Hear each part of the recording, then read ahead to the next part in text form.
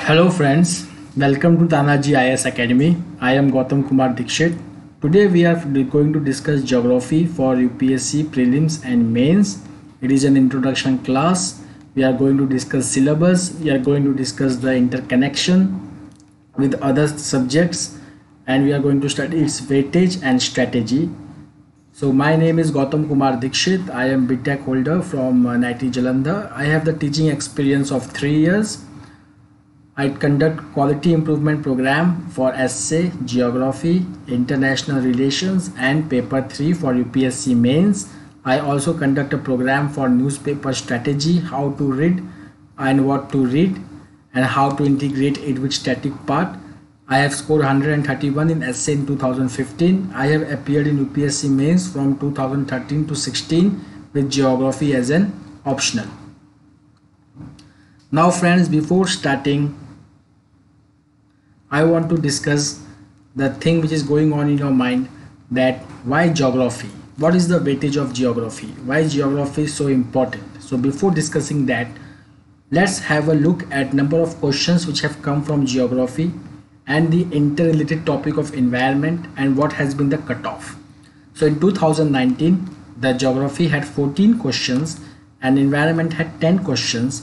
14 plus 10, 24, you multiply by 2 equal to 48, and the cutoff was 98.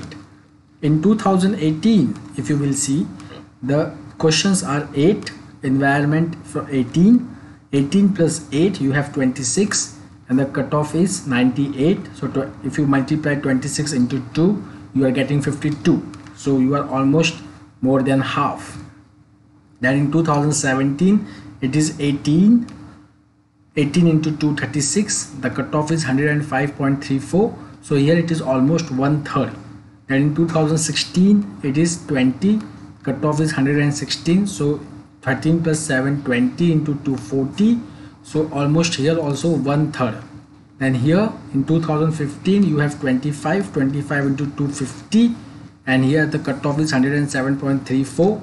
So little less than half. So if you will just see the weightage of geography, it and environment combined, it is varying from 1/3 to 1/2 of the cutoff. So this explains the weightage of geography in prelims at least. So that's why geography is very important. Now why I have included environment? Now that is a very good question, because to study environment and to study its concept brilliantly, to understand each and every concept of environment, you should have clear concept of geography. Without geography, it is very difficult to do environment holistically. So if you don't do geography, so you are going to lose marks here also in geography, and you are going to lose marks in environment also. So that's why geography and environment both are crucial as a subject for prelims. Now coming to the mains, what is the weightage of geography in mains? So out of 250 marks, I have wrote the marks, the total marks which had come for geography in each year from 2019 to 2015. So in 2019, out of 250, 100 marks came from geography. Out of 250 in 2018, 95 marks came from geography. In 2017, it was 60 marks. In 2016, it was 112.5 marks out of 250. In 2015, it was 87.5 marks. So as you can see, 100, 95, 60, 112.5, 87.5, almost, except 2017, almost half of the paper. Okay, almost half of the paper, at least 40% of paper 1. Okay, so that's why this topic geography becomes very, very important for mains. But is geography limited to paper 1 only? Geography has a very wide application in other areas of mains also. Let us see how. So here is the question, does geography helps in essay too? Yes, in 2018, if you will see the essay, Management of Indian Border Dispute, a Complex Task, 125 marks. In 2017, farming has lost the ability to be a source of subsistence for majority of farmers. 125 marks.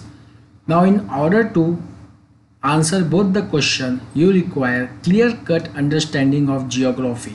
Without geography, you will face a lot of difficulty in attempting this essay. And mind you, among all the questions asked in essay, this was the most easiest essay to write. Okay, so that's why geography, as you can see, is playing a lot of role in essay also sometimes. Then coming to GS paper 3. Now many topics are there in GS paper 3 which has the direct correlation with geography. Direct correlation, I mean that the strong foundation in these subjects can only be made when you have a good and strong knowledge of geography. Some of the subjects are agriculture, industries, disaster management, internal security, environment and climate change. Now the question is how they are related. Okay, so in my further lecture I am going to substantiate this point only, but before that let's look at the syllabus. Now understanding the syllabus, let's come to the prelims.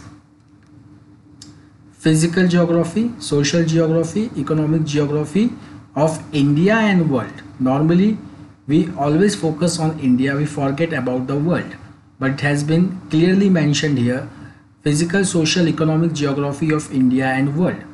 Then ecology, biodiversity and climate change. It is the part of environment, but if you will just see the questions, you require certain knowledge of geography as well, especially to understand ecology and biodiversity. Now I will explain you each term in physical, social, economic geography of India and world. Listen to me carefully. Now physical geography means what type of landform you have. Okay, so for example, if you are living in a mountain, so what type of economy you will have in the mountain? You will have mostly horticultural crops like apple. Okay, but if you are living in a plain area, if you are not living in a mountain but you are living in a plain area, what type of economy you will have? So let's talk about basic agriculture. Okay, so here you won't be having fruit trees, you will be having crop field. Okay, then coming to social. Now our society also varies based on the geography. If you go in mountainous area, they have different culture. If you come to plain area, we have different culture. If you go to coastal area, they have different culture. Okay, so you can see the geography has impact, okay, not only on physical features but also on social and economic features also. Why do you think that Odisha is poor? Why do you think that it is difficult to establish food processing industry in Bihar but it is very easy to establish it in Punjab? What is the difference? So all these differences are studied in physical, social and economic geography of India and world. Then coming to ecology, biodiversity and climate change. Now here in understanding ecology, ecological functions, understanding biodiversity and climate change, here you require a correct understanding of geography. Okay, ecology is the study of environmental relationship between different species. Biodiversity means diversity in living forms, and climate change means change in the climatic parameters like temperature, pressure, rainfall, etc. So in order to understand climate change also, you have to understand the elements of climate like temperature, pressure, rainfall. So for that to understand, you should have the knowledge of geography. Then coming to mains. Now see, you have to study salient features of world's physical geography. Salient features of world's physical geography means that if you will see, okay, the distribution of mountains, the distribution of plateau, the distribution of plain, you have to study over here. Then the next topic is distribution of key natural resources across the world. Now one thing you should keep in mind here, my students, that distribution of key natural resources it means that everywhere you will not find forest. Everywhere you will not find mountains, everywhere you will not find plateau, everywhere you will not find glacier, everywhere you will not find rainfall. Okay, so these are like difference in key natural resources. Further, everywhere you will not find minerals. Okay, so the distribution of key natural resources itself is guided by the geography of that area. If you are living in a plateau region, definitely it will be a mineral rich area. Okay, if you are living in a mountainous region, so it will be a disaster prone area. If you are living in a plain region, it will be a flood prone area. Okay, then what are the factors which are responsible for distribution of key natural resources including South Asia and subcontinent? As I have already explained that what are the factors. So it is a geographical factor which is responsible for the distribution of key natural resources, and you have to give particular attention to South Asia and Indian subcontinent. My friends, let me tell you that why we are studying this topic, factors responsible for distribution of key natural resources, because if you will see the geography, so I just told you that everywhere there is lack of uniformity on this earth. Okay, each country is deficient in something and each country is surplus in another thing. This combination of being surplus and being deficient in something or the other gives rise to trade in a region. Okay, so as you can see that even trade is influenced by geography. Then the next topic is factors responsible for location of primary, secondary and tertiary sector in various parts of the world and India. So my friends, as I have discussed that you will never find iron and steel industry in Himalayas. You will never find food processing industries in Chhattisgarh. Okay, you will never find iron and steel industry in Mumbai. Why? Because it is all dependent upon distribution of key natural resources. Okay, got it? So for example, take the example of Punjab and Haryana. They are famous for agriculture, so you will find food processing industry over there. Then you come to Chhattisgarh and Jharkhand, they have good resources of good source of coal, iron ore, manganese, limestone. So you will find iron and steel industry over there. Okay, now coming to tertiary sector or service sector, this is also very important. You cannot construct road everywhere. Okay, in plain area the density of road is very high, but as you go in hilly areas the density of road and railway is very low.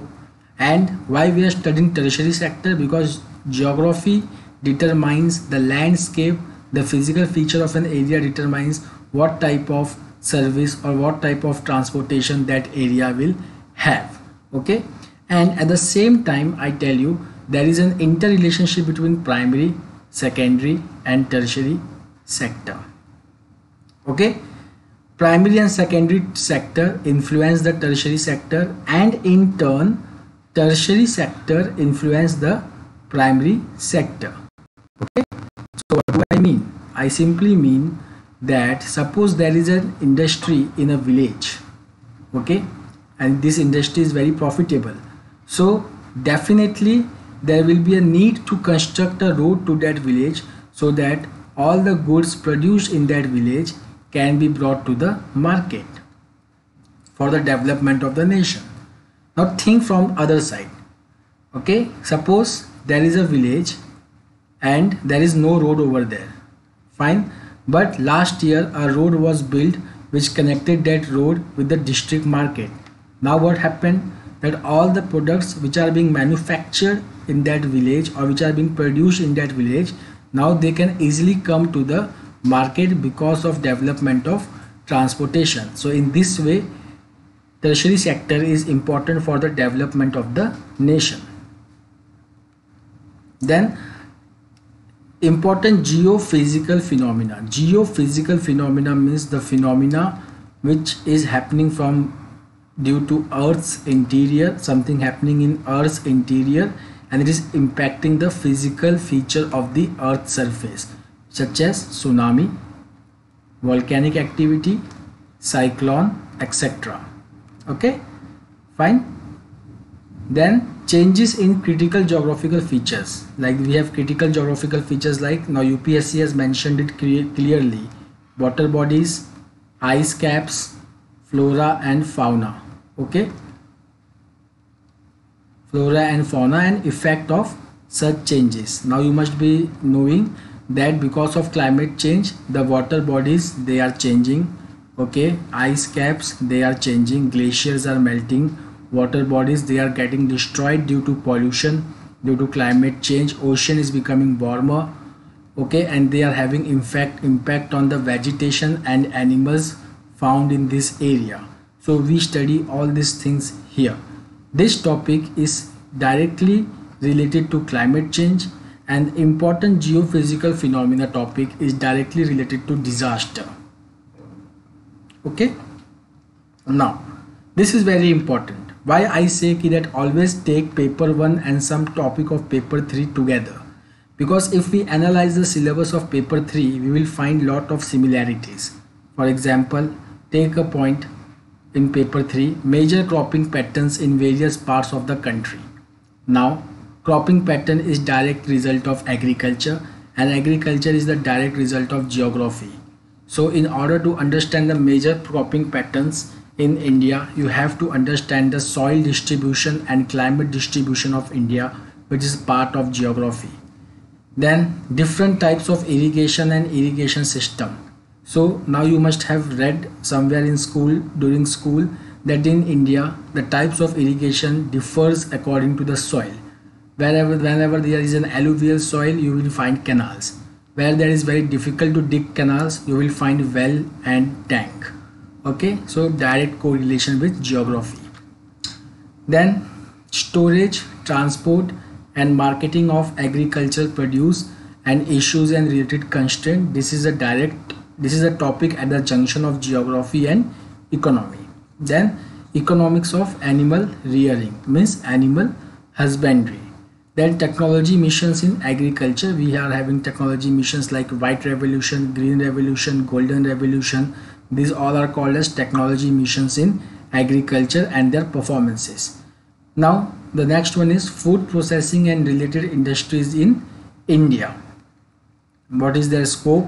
What is their significance? Where they are located? Their upstream and downstream requirements. Upstream and downstream requirements means upstream requirement means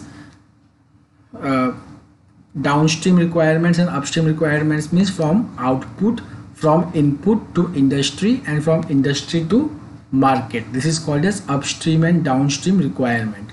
And then you have supply chain management. Supply chain management means same, that how the input is easily supplied to the industry and how the output or product manufactured in that industry is easily coming to the market and then going to the consumers. Then we have some environmental topics: conservation, environmental pollution and degradation, and environmental impact assessment. If you just see this topic has direct resemblance with changes in critical geographical features such as water bodies, ice caps, flora and fauna. Okay, so these two topics are related. Then we have disaster and disaster management. So again, if you just see this topic, important geophysical phenomena such as tsunami, volcanic activity, cyclone, etc. So they have direct correlation with geography. Then you have security challenges and their management in border areas. In order to answer the questions from this area, you require an explanation, you require a clear concept of geography and landforms and physical features. Now to substantiate my point, my friends, I am just going to discuss 2019 GS1 paper, GS mains paper 1, all the geography questions, and I am going to discuss GS3 mains paper, all those questions which have connection with geography. So let's first discuss GS mains paper 1. Just look at the question. Assess the impact of global warming on the coral life with examples.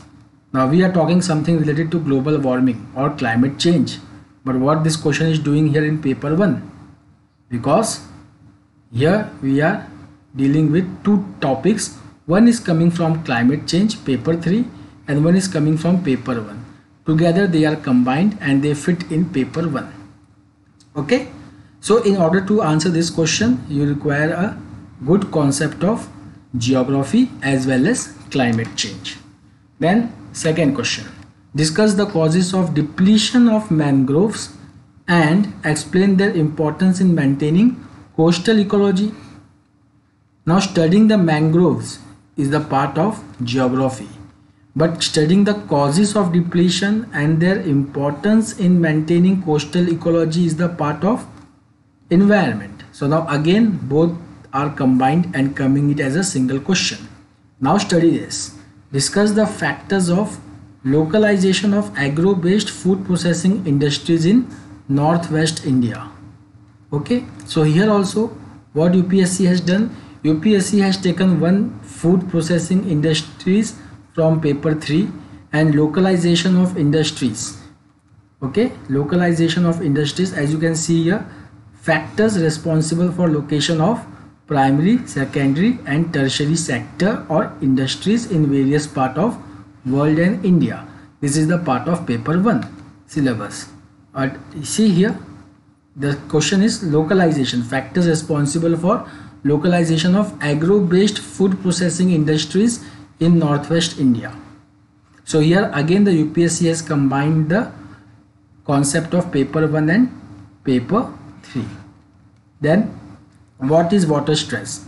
How and why does it differ regionally in India? Now water stress, this concept is coming from climate change or environment, and how and why does it differ regionally in India? This requires geographical knowledge. Now I just discussed with you in a single sentence that in order to answer this question you should know the geological features, rock structure, different rock structures of India. Then see, how can the mountain system be restored from the negative impact of development initiatives and tourism? Now see, again we are going to discuss the mountain system. Okay, negative impact of mountain system. Now this is the part of paper 1, but now see, development initiatives and tourism. Now this is the part of paper 3. So again the UPSC has combined the two concepts. Now see, how can the ocean currents and water mass differ in their impact on marine life and coastal environment? Now here also the concept of ocean currents and water mass are geography based, but now you have to answer it like their impact on marine life and coastal environment. Now this again is the part of environment. Okay, so in order to answer these questions you need the understanding of geography and you need an understanding of climate and environment both. So what does this suggest? This suggests that whenever you are studying geography you have to integrate it with syllabus of paper 3. Okay, you don't have to study it separately, integrate it and then study. Now to substantiate my point, I will further move to 2019 GS3 mains, all those questions which have connection with geography. So as you can see the first question, how far is integrated farming system helpful in sustaining the agricultural production? This question has come in paper 3, but what it is asking you about is integrated farming system. Okay, then elaborate the policy taken by Government of India to meet the challenges of food processing sector. So you read about the food processing sector as an industry in paper 1, and now you have to just discuss the policy taken by Government of India. So in order to answer this question you should know the challenges which are faced by food processing sector. So in order to understand the challenges of food processing sector you should be thorough, you should have the knowledge about the food processing sector from geographical point of view. Now see the next question, how hazard zonation mapping help in disaster management in case of landslides? Now here also what UPSC has done, UPSC has taken geographical concept of landslide and it has combined it with disaster management topic of paper 3 to make it a full question. Now again to answer this question you should know about hazard zonation. Okay, we make different zones based on hazard. okay, if the hazard level is very high, okay, or very low, that is called as hazard zonation mapping, okay. And this is the geographical concept, landslides. Then the next is cross-border movements of insurgents is only one of the several challenges facing the policing of border in northeast India, okay. Now see what is saying, cross-border movement. Now how the cross-border movement is possible in northeast India? So if you will just see the map of India, you will see that in the northeast we have inaccessible landscape because of presence of mountains. These mountains and deep forest, they provide inaccessibility for the police to catch the terrorist, okay. So what they do, the terrorists, they come to India from Myanmar or from other country, they create instability in the region, and then through that forest they again go back to Myanmar. Once they cross the border, they cannot be now accessed by Indian law agencies. So this is creating a problem. So you have to discuss the situation about that. So you, in order to answer this question, you need to mention the geographical factor responsible for this challenge. Then see, this question is very much similar to this. Examine the various challenges currently emanating from the Indo-Myanmar border.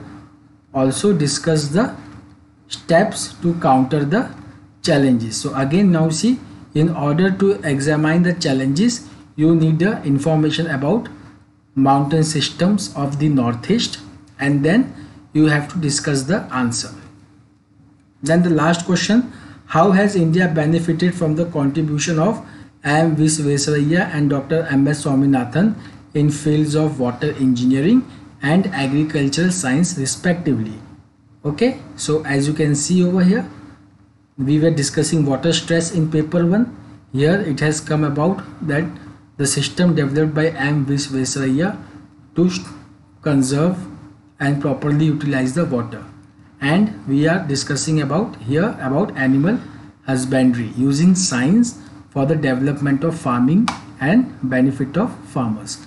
So all these questions require a certain understanding of geographical concept to score very good marks, okay. So this is the way the geography subject has to be done, and it has to be understood in connection with other subjects, in connection with the GS3 mains, in connection with environment, and in connection with certain essay points. Now in short, I will discuss the strategy. So what should be a strategy? So the first and foremost strategy is to integrate the geography with climate change, environment, industries, disaster management and security, etc. Okay, you have to integrate whenever you are studying geography. Once you have completed the geography, then you have to study these subjects and you have to integrate it with the concept of geography. You have to cross it, you have to cross the subject. Then you have to clear your basic concept of geography through NCERTs 9th, 10th, 11th, 12th especially. Then for these topics like climate change, environment, industries, disaster management, security, so you are studying the geographical concept from geography books, but the current affairs concept from a newspaper.